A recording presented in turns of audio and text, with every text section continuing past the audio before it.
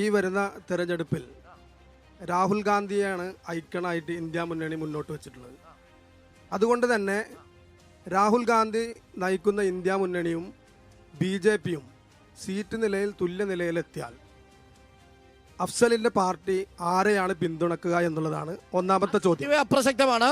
ഒന്നാമത്തെ ചോദ്യം ഇന്ത്യ മുന്നണിയുടെ ഭാഗം തന്നെയാണ് CPM. ഭാഗമാണെന്ന് പറയുമ്പോൾ തന്നെ അതിൽ നിന്ന് വിട്ടുനിന്നത് ഈ രാജ്യത്തെ എല്ലാവരും കണ്ട ഒരു കാര്യമാണ്.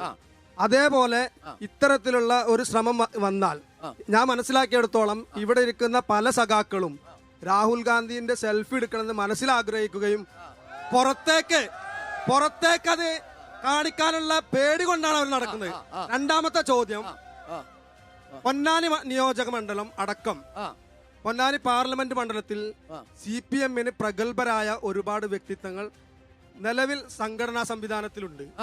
അങ്ങനെ ഇരിക്കുന്ന സമയത്ത് തങ്ങളുടെ പാർട്ടിയുടെ ചിഹ്നം മറ്റുള്ള വ്യക്തിക്ക്, മുസ്ലിം ലീഗ് മൊഴി ചൊല്ലിയ ഒരു വ്യക്തിക്ക് അടിയറ വെച്ചിട്ട്, അതായത് കൂട്ടായി ബഷീറിനെ പോലെ അതേപോലെ ജ്യോതി ബസിനെ പോലെയുള്ള പ്രഗത്ഭ വ്യക്തിത്വങ്ങളുള്ള ഒരു മണ്ഡലമാണ് പൊന്നാനി.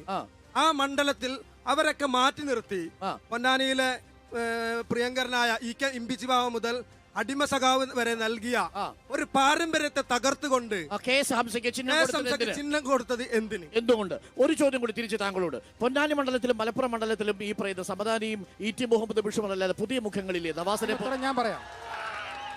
പാർലമെന്റിൽ പോവേണ്ടത് ഏതെങ്കിലും കഴിവുകെട്ട ആളുകളല്ല. അവിടെ പോവേണ്ടത്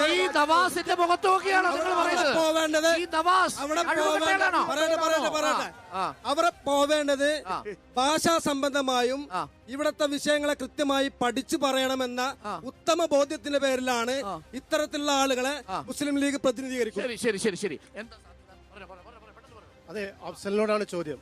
നമ്മുടെ മുഖ്യമന്ത്രി ഈ പൗരത്വ ബില്ലിനെ കുറിച്ച് ഈ കേരളത്തിൽ നടപ്പിലാക്കില്ല എന്ന് പറയുകയുണ്ടായി.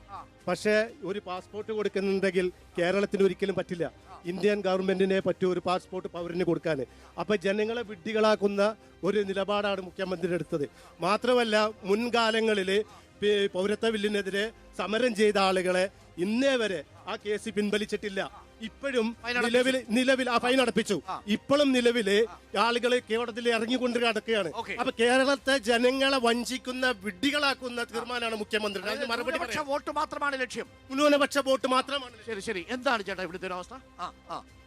UDFന്റെയും BJPയുടെയും ചോദ്യം. ഇവിടെ ഇത് ഒരു കടൽ തീരമാണ്. ഇവിടെ ഓരോ വർഷവും കടൽക്ഷോഭം ഉണ്ടാകുമ്പോൾ BJPയുടെ ഏത് നേതാവാണ് ഇവിടെ വന്ന് സന്ദർശനം നടത്തിയിട്ടുള്ളത്? ഇവിടെ അതിനുവേണ്ടി എന്താണ് ഇവിടെ ചെയ്തിട്ടുള്ളത്? അതുപോലെ പൊന്നാനി MP എന്താണ് ഇവിടെ കടൽക്ഷോഭത്തിന് ഇവിടെ ചെയ്തിട്ടുള്ളത്? പിന്നെ സ്കൂളിന്റെ കാര്യം, ഒരു സ്കൂളിനെ പറ്റി നിങ്ങൾ പറയാൻ പറ്റുമോ? ഇവിടെ പൊന്നാനിയിൽ BJPയുടെ ഒരു സ്കൂളിന് നിങ്ങൾ ഫണ്ട് കൊടുക്കുന്നുള്ളത് പറയാൻ പറ്റുമോ? ഒരു സ്കൂൾ. പിന്നെ മോട്ടോർ വാഹന വകുപ്പിന്റെ പറഞ്ഞു ഇപ്പൊ 400 രജിസ്ട്രേഷൻ പുതുക്കാൻ 400 രൂപ 4300 നിയമം അങ്ങനെ പാസ്സായിട്ടുണ്ടല്ലോ. എന്താ പറയാനുള്ളത്? പൊന്നാനി മണ്ഡലത്തിലെ പാർക്കെ സാധ്യത നിർബന്ധമായ എന്താ ചേട്ടാ മൊത്തത്തിൽ ആർക്കാ വോട്ട് കൊടുക്കുന്നത് തീരുമാനിക്കുന്നത് എന്തിന്റെ പുറത്തായിരിക്കും? ജനപ്രദമായ കാര്യങ്ങൾ ചെയ്യുന്നത് അതാരാണ് ഈ മണ്ഡലത്തിൽ? LDF ആണോ UDF ആണോ BJP ആണോ? UDF മെമ്പർമാരാണ്. UDF മെമ്പർമാരാണ് പാർലമെന്റിൽ കഴിവ് തെളിയിച്ചത്. അവർ പോണം. എന്താ അവിടെ അബ്ദുൾ സമദ് സമദാനി തന്നെ പാർലമെന്റിലേക്ക് പോകും. എന്താ സാധ്യത? സമദാനി തന്നെ പോകാനാണ് സാധ്യത. ഓക്കെ, മണ്ഡലത്തിൽ എന്താ രാഷ്ട്രീയം? ഞങ്ങൾക്ക് ചോദിക്കാനുള്ളത് ഒന്ന് BJPയോട് ചോദിക്കാനില്ല. കാരണം അവര് കേരളത്തിന്റെ പുറത്ത് അവര് വിലക്ക് വാങ്ങുന്ന ആൾക്കാരും ഇവിടെ എത്തിക്കഴിഞ്ഞാൽ ഉള്ള വോട്ടടക്കം കച്ചവടമാക്കുന്ന ആൾക്കാർ. അതുകൊണ്ട് ഞങ്ങൾ അതിനകത്ത് പ്രത്യേകിച്ച് അവരോട് ചോദ്യമില്ല. ഞങ്ങൾക്ക് UDFന്റെ പ്രതിനിധിയോടാണ് ചോദിക്കാനുള്ളത്. ഇപ്പോൾ ഈ കഴിഞ്ഞ ദിവസമാണ് കോൺഗ്രസിന്റെ പ്രകടന പത്രിക വന്നിട്ടുണ്ട്. ഇത്ര ദിവസമായിട്ടും AICCയുടെ പ്രസിഡന്റ് ഖാർഗെയോട് ഡൽഹിയിൽ വെച്ചുള്ള മാധ്യമങ്ങൾക്ക് ചോദിച്ചത്, നിങ്ങൾ ഭരണത്തിൽ വന്നു കഴിഞ്ഞാൽ പൗരത്വ ഭേദഗതി ബില്ല് നടപ്പിലാക്കുമെന്നാണ് ചോദിച്ചത്. അതിന് ഞങ്ങൾ ഉറങ്ങിയിട്ട് നാളെ പറയാന്ന് പറഞ്ഞുള്ളത്. ഇത്തരം ദിവസമായിട്ട് അത് പറയാൻ തയ്യാറായിട്ടില്ല.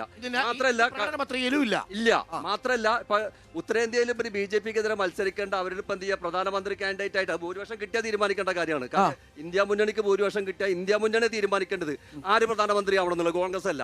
കോൺഗ്രസിനേക്കാൾ സീറ്റ് കൂടി കിട്ടിയ പാർട്ടി ഉണ്ടെങ്കിൽ അതിലാവും സ്ഥാനാർത്ഥി, പ്രധാനമന്ത്രി സ്ഥാനാർത്ഥി. അപ്പോ രാഹുൽ ഗാന്ധി UPയിൽ നിന്ന് കേരളത്തിലേക്ക് ഓടി വന്നിട്ട് എന്ത് ചെയ്ത് ഈ ഇവിടെ മത്സരിക്കുമ്പോ ഇവിടുത്തെ ഘടകകക്ഷിയുടെ കൊടി പോലും BJP പേടിച്ച് ഒളിപ്പിച്ചു വെക്കേണ്ട അവസ്ഥയിൽ കൂടെ എത്തി. ഇവരെങ്ങനെയാണ് ഇന്ത്യയിലത്തെ ന്യൂനപക്ഷങ്ങളെ സംരക്ഷിക്കാൻ? ഒരു കൊടി സംരക്ഷിക്കാൻ പറ്റാത്ത കോൺഗ്രസ് സംരക്ഷിക്കാൻ ഇപ്പൊ വയനാട്ടിൽ മാത്രമല്ല കൊല്ലത്തും അത് മാറ്റി വെച്ച് ഗതികേടുണ്ട്. BJP അവരുടെ തന്ത്രമാണ്. അവരുടെ ഒരു തന്ത്രമാണ് സാർ. നിങ്ങൾ BJP നാളെ പാകിസ്ഥാൻ എന്ന് വിശേഷിപ്പിക്കുന്നത് കാണണോ താങ്കൾക്ക്?